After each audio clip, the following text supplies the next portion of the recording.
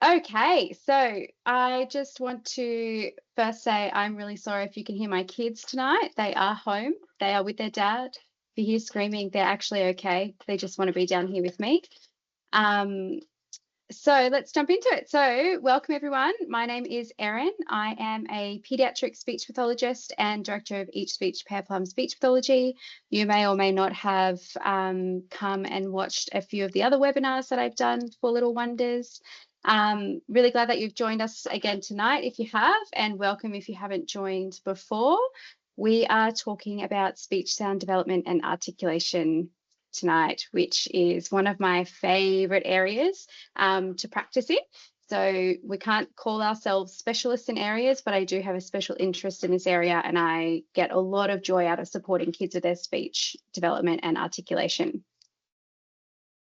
So before we begin, I want to take a moment to acknowledge the traditional custodians of the land that I'm speaking to you from today, the Turrbal and Jagera peoples. My kids are so much better at doing this than me, but they've taught me so much recently. And I pay my respects to the elders past and present, and I honour the powerful connection that the First Nations people hold to land, community, and language, the heart of communication and identity. And I also extend that respect to any Aboriginal or Torres Strait Islander people joining us this evening. So before we start, if you haven't jumped in on one of these before, I'll do a quick little spiel about myself. It's the same every time, but I'm a pediatric speech pathologist and the founder of Each Speech Pear Plum Speech Pathology. I've worked in this field now for 10 years across schools, community clinics, hospitals, and now in my own private practice. I have a special interest in early language development, so 0 to 5 years, particularly 2 and 3-year-olds. Speech sound disorders that we're going to talk about tonight, early literacy development, and supporting parents to feel confident and connected and empowered with their child's development. So I'm also a parent myself. I've got 2 young children, a 3 and a 5-year-old. I am well and truly in the trenches with everybody else. So I do understand that. And I do bring that lens to all of my therapy and all the work that I do. So getting that juggle, those questions, the worries, and then not really knowing how to proceed forward. I never know what to do with my own kids, but I can definitely help you with yours. So whether you're here to learn something new, get some reassurance, or just understand a bit more about speech development, I hope this next hour is interesting for you. I certainly think it's interesting. And keep up with me. It sounds really complicated. There's a lot of big words, but I'll do my best. So if you've got any questions, just pop them in the chat and I'll answer them at the end. Okay, so what we're going to cover tonight, what you can expect is we're going to look at what typical speech sound development looks like from birth to 5 years or about 6 years, the different types of speech sound difficulties that children present with and how we tell them apart, because there's more than just one. When to be curious about what's going on with your child's speech or when to seek support, and then what quality speech therapy actually involves and what it should look like. So if you are getting therapy somewhere else or you're not too sure what you should be expecting, I really hope that at least you can take this away tonight and you can go, I know what it's supposed to look like and I know what really good quality should look like. And then some easy practical things you can do at home to help with your child's speech sound development. And then we'll finish up with some questions, as I mentioned. But everything I'm sharing tonight is based on trusted evidence-informed practice. So if you'd like to explore more after the session, I've got a few links of different places you can go to, like Speech Pathology Australia. They've got communication milestones, or you can go to Graham's Speech Pathology, who's got lots of clear parent-friendly breakdowns of speech sound disorders. But those links will be at the end as well. So what does speech sound development actually look like? So let's have a look. So first, let's make sure we really understand what speech is and what language is, because we often get the two confused and we also think that they can be the same thing. So before we jump into red flags or milestones, language is what we say. So it's the words and the sentences that we use, how we express ideas, how we ask questions, and how we tell stories. Whereas speech, on the other hand, is how we say those words. So it's the sounds and the clarity and the way that we move our mouth, or our articulators is what we like to say. So our tongue, teeth, lips, all those different parts, and how we actually get those words out for other people to hear and understand us. So often we'll find that a child might have beautiful language with a really big vocabulary and lots to say, but they can still be really hard to understand. So that's a speech issue or an articulation issue, or we'll learn more terminology in a minute. So speech sound development refers to how we physically produce sounds and words, but we've got multiple different systems within our speech development. So that includes articulation. So it is the physical act of making sounds like using our lips, our tongue, and our mouth. So if a child can't say s or k clearly, that's often an articulation issue. We've then got phonology. So this is the brain's sound system. So it includes all the rules and patterns. Oh, somebody's got their microphone on. There we go. Thank you. Sorry, I'll get super distracted otherwise. So it includes the rules and patterns that children use when they're first learning to talk. So they might say something like tat for cat, and these are normal patterns that we see early on, but they should fade with time. So they do drop off as we get older.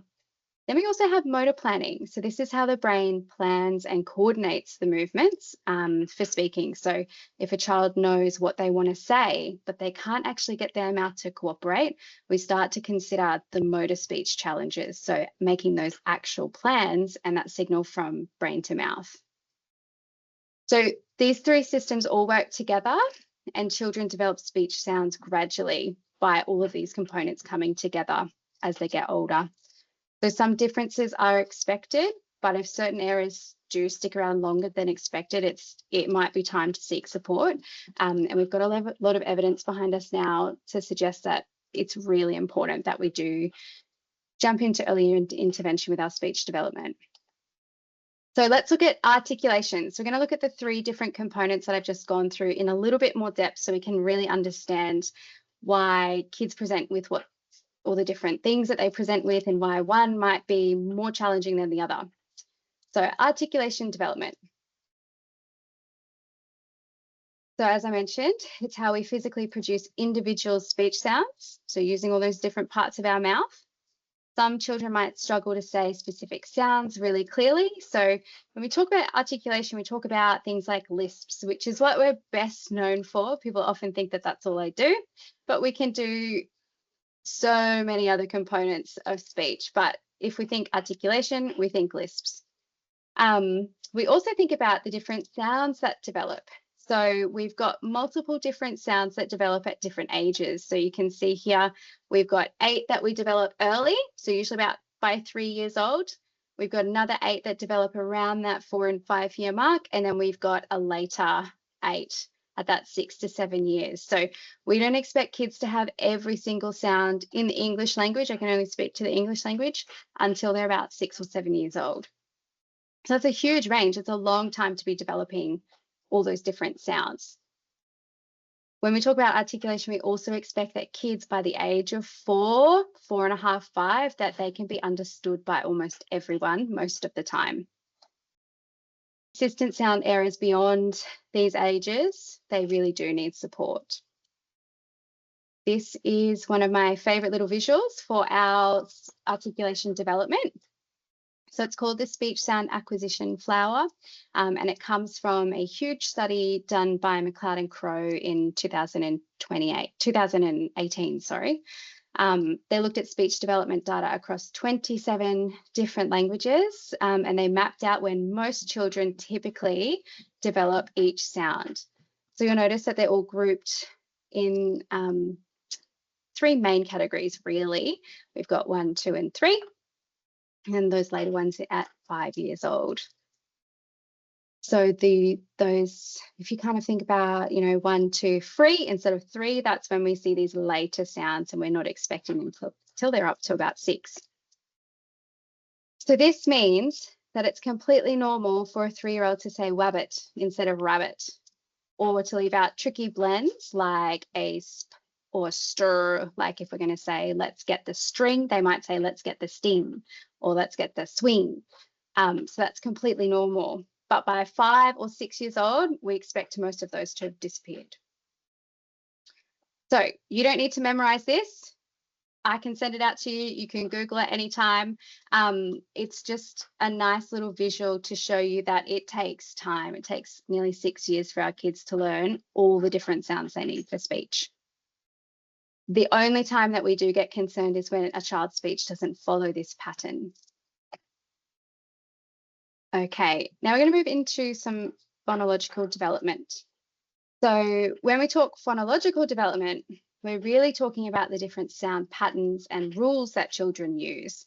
So these are very common ones, like I mentioned before, wabbit instead of rabbit. So we might be able to make an sound once we're about 5, but we still have the incorrect rule in our mind. So while we might be able to say the sound, we use the wrong rule and we still say wabbit. And that part there where we use the incorrect rules is what we call phonological development or phonology. So lots of these patterns are completely typical and they're expected. And I expect to see a lot of them until about the age of 3.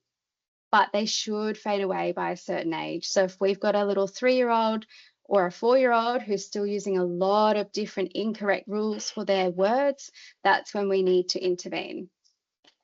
So if we keep using them past a certain age, there are some big implications for that child later down the track, and we'll look into that soon. So here are some common phonological patterns that we see for little people, and I have just ordered it in age of resolution, or by age of resolution, I should say. So we've got things like we call reduplication. So we might say baba for bottle or wawa for water. We might, before 3 years old, drop the last sound of a word. So instead of saying cat, we'll say cat. Or we might move that k sound at the back all the way to the front and say tat. That's a very common one that we see often. We also see stopping of long, stretchy sounds. So that's when we might say ton for sun. So we're stopping that s to it. And then we reduce those blends that I mentioned before. So I think most people's kids will say poon for a while when they're talking about a spoon or a soon. That's when they make that 2 consonant cluster or 2 consonant blend down into 1. And then we've got stopping of V's and Z's as well. We've got a few other ones here. So that gliding that we were talking about before, to w, that's a later resolving one. So we still see some preppies using that. In fact, my little boy is still doing that, although I should probably do something about it now. I'm just, it's another thing on the list. And then we move into some atypical ones. So if we've got a little person who is saying all of their sounds in the back of their throat, so gog for dog, that is not common, and that is one that we would like somebody to come in and see us for. If we're replacing our sounds with a, so a H sound, so instead of cats, we're saying or a ha. That is not a common one either, and we do like to see little people for that. Also, removing the start of a word is not a typical pattern that we would see. And then we move into motor planning. So when we're talking about motor planning, it's how the brain is sending messages to coordinate muscles for speech. So it's all about getting that sequence of movements happening all in the correct time. So unlike articulation, which focuses on how we produce the sounds, and phonology, which involves the rules, it's all about sending the correct message from the brain to the mouth. So this is one we don't see as commonly, but some children do have difficulty with this. So they might have really strong, healthy muscles, but their brain struggles to actually plan and sequence the movement needed for clear speech. So our most well-known example, and it's not that well-known, I have to say, is called childhood apraxia of speech, or CAS. So children with CAS often know exactly what they want to say, but the words do not come out clearly or consistently, because that motor planning does not work efficiently or well for volitional or voluntary speech. So if they want to say something and that's their choice to say something, that motor plan does not work for them very well. So you might hear lots of different attempts from a child each time they're trying to say the same word. They are less common, as I mentioned, but they do require very specific intensive support, and they can look very different from other types of speech sound difficulties. So this slide zooms in on motor-based speech difficulties a bit more. It's really talking about CAS, what I mentioned just before. So when we talk about motor planning, it's really not about the strength. Again, it's all that coordination and that movement. So what we find with our little CAS kids is that the more they want to say something, the more challenging it is for them. Okay, so here we've got a few of the signs that we see, and please don't go home and think that your child has CAS. It is quite rare, but if you are concerned, definitely reach out. So children with CAS might be hard to understand, but not just because of a few sound errors. It's often because it's unpredictable. A word might come out one way one morning, and then the next afternoon it'll come out a different way. So longer words are especially tricky because they've got lots more planning and sequencing required. Most or many kids with CAS understand everything, but continue to have that expressive component that's very difficult for themselves. It can be really frustrating and can cause a lot of emotional overwhelm for children, and for families too. It's really challenging for families to support those kids because it's incredibly difficult. These kids who have this motor-based speech component need a very specialised approach, and the earlier that we can identify it, the better we have, better outcomes that we have. So we've had a look at kind of what all of those 3 different components are. Let's talk about intelligibility, and it's a really nice way to rate how our children are going with their speech and if there may or may not be an issue. So if we have a look at age or percent of people who should understand our children by age, we've got at 1 year, only about 25% of familiar caregivers should understand. So that means that, between mum and dad, mum might understand more or dad might understand more, but you're not understanding everything. It's quite tricky to figure them out sometimes. By 2 years, we're expecting about 50% of parents and caregivers to understand. By 3 years, parents and familiar adults should understand about 75% of what the child's trying to say. 4 years, most people, even unfamiliar people, so people who don't see the kid very often or have never met them, about 90% of people should understand. And then by 5 years, we're really expecting everybody to be able to understand them, with the exception, if we're really excited, overexcited, or really upset, that can make things challenging to understand. But we do expect, when we are calm and regulated, that everybody should understand them, or just about everybody. So a few myths and facts to go through about speech sound development, because I find this one, lots of people say things to me all the time about speech sound development. In fact, I had somebody say a few of these to me today. So let's go through. So some myths and facts. First myth is they'll grow out of it eventually. So fact, some kids do, but others won't without support. Early intervention gives our children the best outcomes. Another myth, he's just being lazy. I hear this one all the time. So speech errors are not a choice. They usually are due to developmental, phonological, or motor challenges. So kids always do well when they can. They don't want to be getting things wrong all the time. So they're not being lazy. It's just really hard for them. Another myth is she talks fine at home, so it's not a problem. Speech clarity should be consistent across settings. So if others can't understand your child, it's worth investigating. A child shouldn't have to be interpreted by their parent all the time. That's a big burden on the parent, but it's also, it's taking independence away from the child, and it's difficult for them to navigate social situations. So speech therapy is just playtime. I think this one's a compliment. I think it's great when we look like we're just playing. But while therapy might look like we're playing, it's very structured and it's based on evidence-informed approaches. And if you're concerned that your child's not receiving evidence-informed approaches, then you should talk to your speech pathologist about it. Another myth is girls talk earlier than boys, so don't worry yet. While there are slight developmental differences, delays in boys still warrant monitoring and possible support. Work on speech until all the baby teeth are in. Now, speech sound development begins well before teeth start growing or coming through, and well before adult teeth as well. So therapy can begin as early as possible when it's needed. It's normal for kids to sound like that at this age.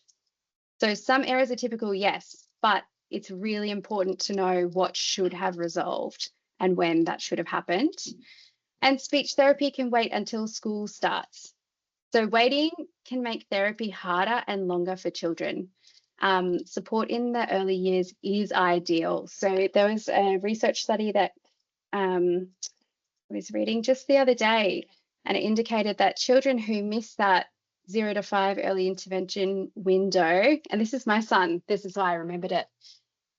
Children who need our support for that gliding, so wabbit instead of rabbit, at the age of 5, need the same number of speech therapy sessions as somebody who's 10 or 12. If we do it earlier though, they need significantly less. So that's a really interesting fact, that our early intervention makes a huge difference for our children.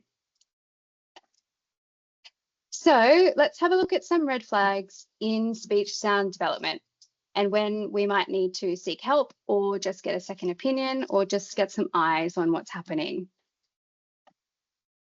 So a few things to keep in the back of your mind is if a child is not understood by family members by age 2.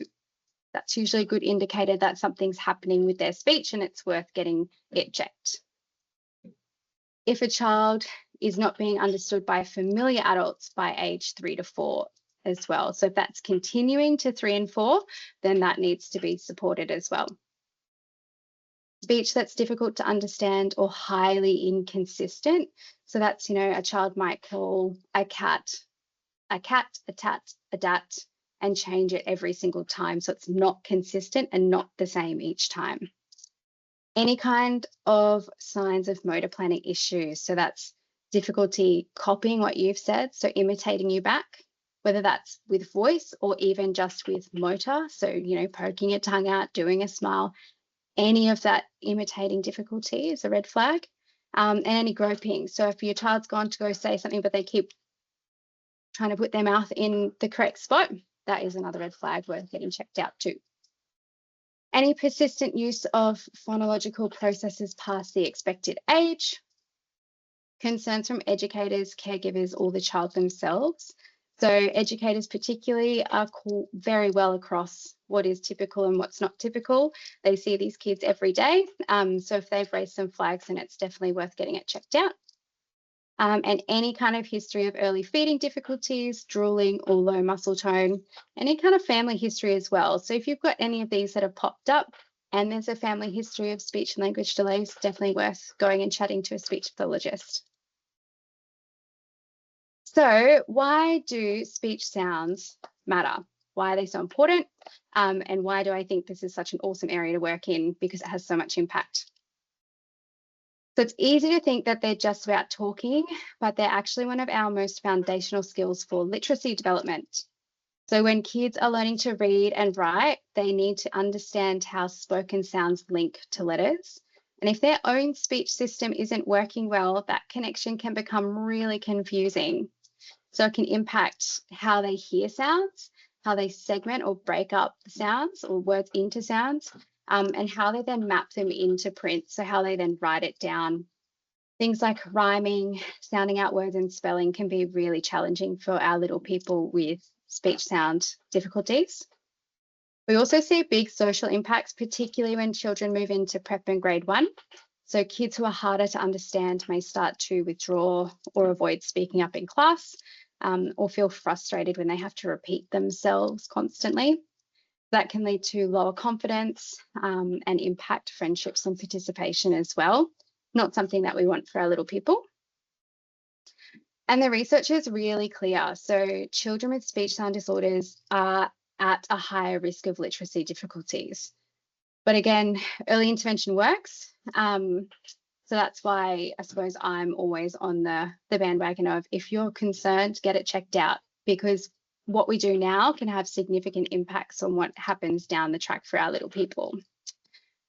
So if we talk about early intervention, and why it's also crucial for for speech sounds and literacy, is that there's been a research article that showed that children who are still very difficult to understand or unintelligible by the age of 5 are up to 4.5 times more likely to have trouble with reading and spelling. That's a huge number, and it's why we care so much about speech clarity and intelligibility before school.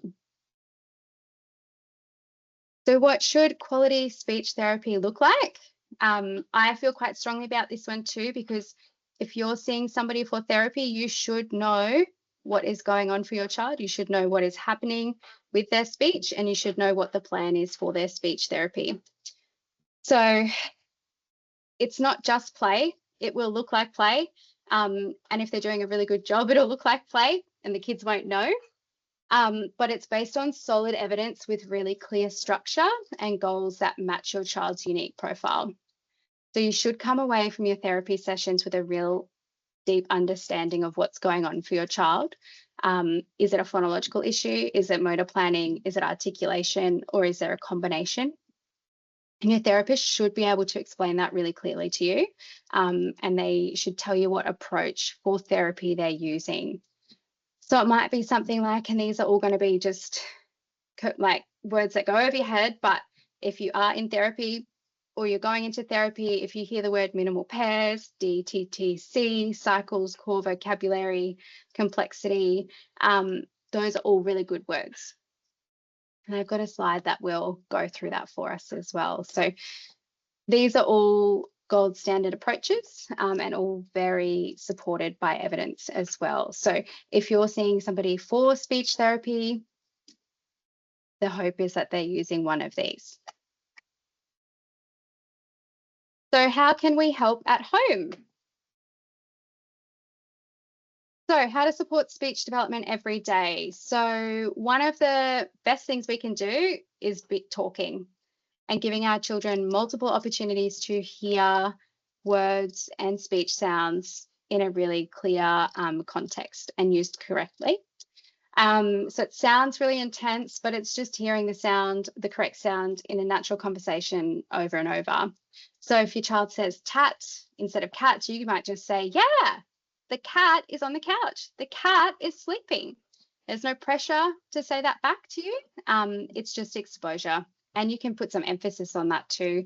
And usually if we put emphasis, children go, oh, they said that a bit different to me. We can model, so we can say the word the right way, like I just did, and then we can just move on. No big deal. I'm just going to show you how we do it. We don't ask them to say it back, because if a child feels like they're being pressured or tested, they're just going to withdraw. Modeling will build safety and confidence in your child. Then we use play and books. So best thing that you can do is use books and books and books and books, and play at some point during the day with your child. Not all the time, that's exhausting. But when we do those, we can model very specific sounds and language for our children. You don't have to read the words, just read the pictures, and focus on what sound you're wanting to practice with them. Another one is to slow down, so giving them lots of time to hear and process what you've said. And then finally, listening for effort, not perfection. So, if your child tried really hard to say the sounds that they were aiming for, notice that, oh, you tried so hard to say your sound today.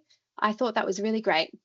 So when our children feel like they've been noticed, they really try, that builds that internal motivation, and they'll keep trying to say that sound correctly. So where do we go from here? If we're feeling concerned, I guess. So when to seek help is if you've noticed any red flags, if your child is frustrated or hard to understand, particularly frustrated. I think nobody should have to feel frustrated that they can't be understood. If you're not sure, it's okay to be curious and it's okay to reach out to somebody. So if you do reach out to somebody, you might have an initial assessment. And what that looks like with a speech pathologist is I'm often on the ground. I've usually got an iPad or some sort of, different pictures. And we're exploring all the different sounds and word patterns and seeing what rules we use, what rules we don't use, what sounds we do have and what we don't have. It's then followed up with a report and then a clear therapy plan as well. And then how do we access support? So there's a few different ways we can access support. If your child has some ongoing difficulties with speech language regulation, speak to your GP. Your child may qualify for a CDMP, which is up to 5 subsidized Medicare subsidized sessions. They pay about $60 or $61 in that rebate. There's usually always a gap fee, but you do get some money back. You can pay privately. If you've got private health, you may get something back from your private health. And then NDIS for eligible children. If your child is eligible or your therapist feels they may be eligible, they'll usually support you to apply for that scheme as well. And wrap up and resources. I've gone quick tonight. Slow last time, quick tonight. So where can we go to find out more? So Speech Pathology Australia has some really great communication milestone documents. There are a few other ones like Adventures in Speech Pathology. She has some really great resources. Raising Children Network has a lot of evidence-based parenting information about speech and language development. ASHA.org is the American Speech and Hearing Association, and they've got some great strategies and developmental guidelines as well. I will see how we can make the handouts available for you from today. And then you can always follow us online on Instagram or have a look at our blogs. We often post blogs on our website as well. Or you can book in for a consult or join our newsletter. That's not been going recently, but hopefully pick up soon. So thanks for joining us. I feel like this is one where people may or may not have lots of questions.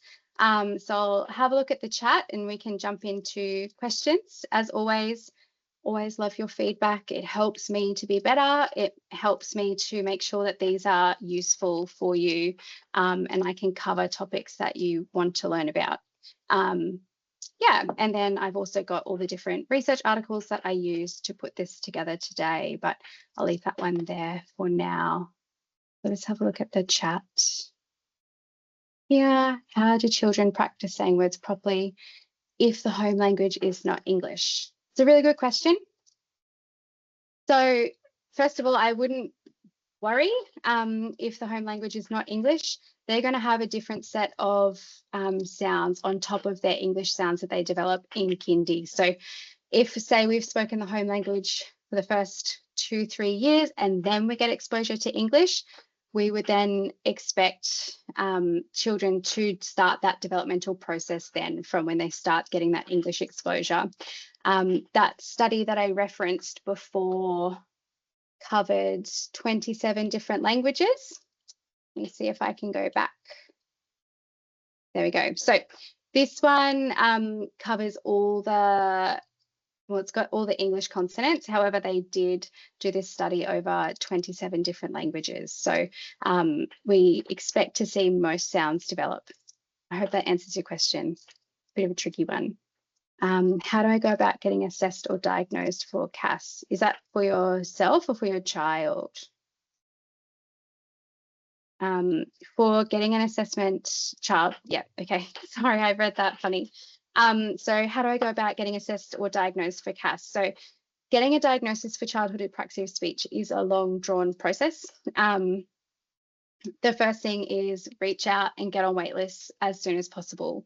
If you are suspicious of a motor planning difficulty for your child, reach out and hop on wait lists sooner rather than later, because we do want to intervene or support your child as soon as possible.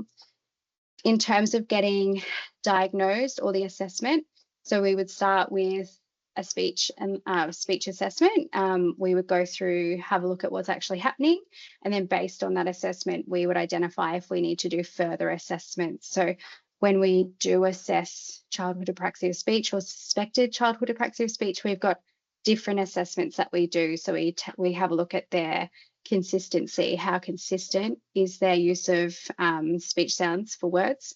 We also look at different word shapes. So we have a look at different syllables, different consonants in different positions. And then based off that, we then, oh no, everybody's so worried tonight. Don't worry, I'll get to your question next because you don't need to panic. So with Cass, we'll then do a block of therapy. If we meet criteria, potentially meet criteria for Cass, a speech pathologist should give a provisional diagnosis. So usually to get a confirmed diagnosis, we have a provisional diagnosis, we have a 12-month block of therapy, we have a reassessment, and then we can confirm that diagnosis. And the reason why we have such a big wait between those two assessments is because we need to prove that we've had good, solid, evidence-based intervention, and we're still presenting with those features. The reason why is that we know Cass is a very persistent, lifelong speech disorder. It doesn't mean that they will never talk. It just means that it's difficult for them.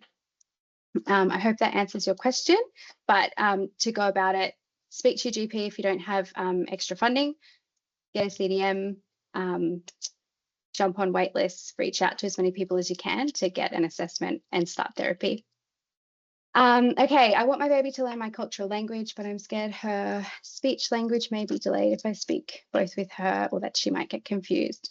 Yes, so we talked a little bit about this last webinar, and I can't remember if I've got one dedicated to bilingual language development purely for that, so maybe I'll add that to the list. But our biggest thing that we recommend for bilingual children is speak to your baby in the language you are most comfortable with. I will always say speak your home language over English. Why do we say that? Children learn language through really good language models. We want our children to get those language models from us in our best language. If we want them to learn English too, that's totally fine. But we want to provide them with very good English models as well. So do we then look at, is that childcare? Does childcare provide that for them? Or do we start putting some structured activities in place where we might read this book in our home language and then the same book in English as well? Your child will not get confused or delayed by speaking your home language to them and having English outside of the home. If there is a language delay, it will appear in both languages regardless. So whether you introduce English or not, if there is going to be a language delay, it won't be because of the English introduction or the second language, the first language introduction.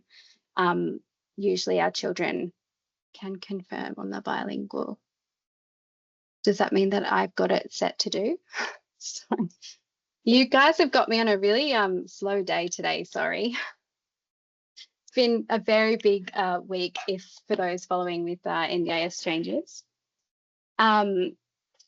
Does that kind of answer your question with your first home language? I think it's so important to have cultural ties, and it's so important to keep that cultural identity for our children.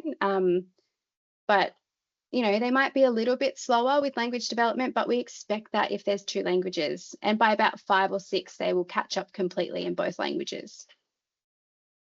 Yeah, no, definitely speak your home language. I think that's just one of the most beautiful things that people can give their children is, you know, that cultural identity and including them in their culture and their language. So books, absolutely. I think flashcards are boring, to be perfectly honest. But books, yes. The more books we read to our children, the better their language outcomes are and their school readiness. I would prefer toys over flashcards. There's so many things you can do with toys, but if you're going to do anything, it's to read books to and with them. Yeah. And then sign language, can it help with language development? Yeah, absolutely.